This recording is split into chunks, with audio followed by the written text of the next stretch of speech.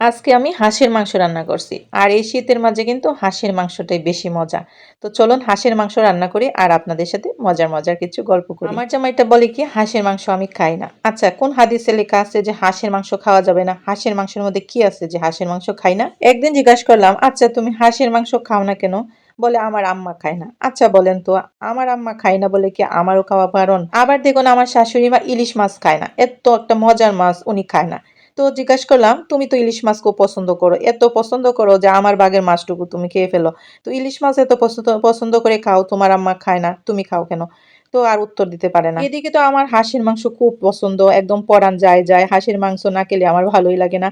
তো আমি একদিন হাঁসের মাংস আনায়ে বললাম আমার খুব ইচ্ছা করছে, আবার আমার যেটা ইচ্ছা করে সেটাও আবার এনে দেয়, কিন্তু আমার একা করে খেতে ইচ্ছা করে না। মানে কোনো জিনিস একা একা রান্না করে খেতে ইচ্ছা করে না, কমপক্ষে তো দুইজন খাবে। আমার শাশুড়ি মা তো খায় না, বুঝলাম ওনার বয়স হয়েছে, ওনার কত কিছুতে বারণ, কিন্তু আমার জামাইয়ের কি বয়স হয়েছে, উনি খাবে না কেন? তো একদিন হাঁসের মাংস আনলো। এদিকে আমার বিয়ের পর আর কখনোই কিন্তু হাঁসের মাংস আনা হয়নি, আমিও লজ্জায় বলিনি। কারণ হাঁসের মাংসটা মানে একা খাবো, কি করে বলবো আমি একা একা খাবো? কিন্তু একদিন ভাবলাম না, জোর দিয়ে বলতে হবে হাঁসের মাংস কিভাবে খাওয়া যায়। সেই চিন্তা করতে করতে ভাবলাম আমি একা খাবো কেন, ওনাকে জোর করে খাওয়াবো। খাওয়াবে, খাবে না কেন? এটাতে তো কোনো অসুখ বিসুখ নাই। মানে অসুস্থ হলে মানুষ একটা জিনিস খেতে বারণ, কিন্তু অসুস্থ তো না হলে তো না খাওয়ার কোনো কথা না। তারপর আমি মাংসটা এইরকম ভাবে এসে রান্না বান্না শুরু করে দিলাম। তো আমি খুব খুশি হয়ে গেছি যে আজকে মনে মনে একটা প্ল্যান করছি, এই প্ল্যানটা আমি সাকসেস করবই করব। তারপর শুনুন হাঁসের মাংসটা উনি খাইলো কিনা, আমি খাওয়াইতে পারলাম কিনা। আর হাঁসের মাংস আপনারা কেমন করে রান্না করেন? আমি কিন্তু এই যে আস্ত রসুন ফোড়ন দিয়ে তারপর রান্না করছি, এর মধ্যে বাটা রসুনও দিছি, পেঁয়াজ রসুন সবই দিছি। আর হাঁসের মাংসটা কিন্তু কালা ভুনার মতো করে রান্না করতে হয়। একটা বিশেষ স্পেশাল মশলা আছে, সেই মশলাটা দিলে কিন্তু কালা ফ্লেভার চলে আসে। তো এই মশলাটা কি, একদিন আপনাদেরকে এই মশলাটা বানিয়ে দেখাবো।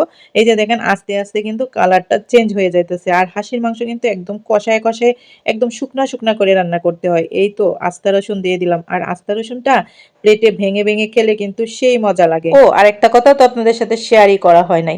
এই যে বিয়ের এত বছর চলে গেল, আমি কিন্তু হাঁসের মাংস খুব একটা রান্না করিনি, মোটামুটি রান্নাই করিনি।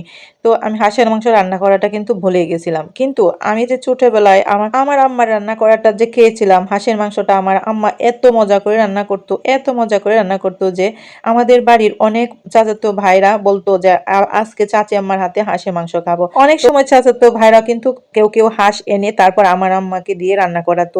এমনিতে আমাদের ঘর থেকে যতটুকু খেত তাতে কিন্তু মন পড়তো না, কারণ একটা হাঁস তো সবাইকে দিয়ে অল্প অল্পই ভাগে পড়ে, তাই তাদের ইচ্ছা হয় মাঝে মাঝে কি করতো, ওনারা হাঁস এনে আমার আম্মার হাত দিয়ে রান্না করা। তো আমার আম্মার হাতের হাঁসের মাংস সেই স্পেশাল হয়ে যেত, সেই যে খেয়ে খেয়ে শিখছিলাম। মোটামুটি আমার আম্মার হাতের মতোই রান্না হয়েছে মাশাল্লাহ। তো এই তো দেখতে পাচ্ছেন কতটা লোভনীয় হয়েছে। আর হাঁসের মাংস কিন্তু চামড়াতেই তেল। একটু পোলাও রান্না করে ওনাকে নিয়ে বসে গেলাম খেতে। তো প্রথমে তো একটু না করছিল, পরে আমার মন রাখতে একটু খাইছি।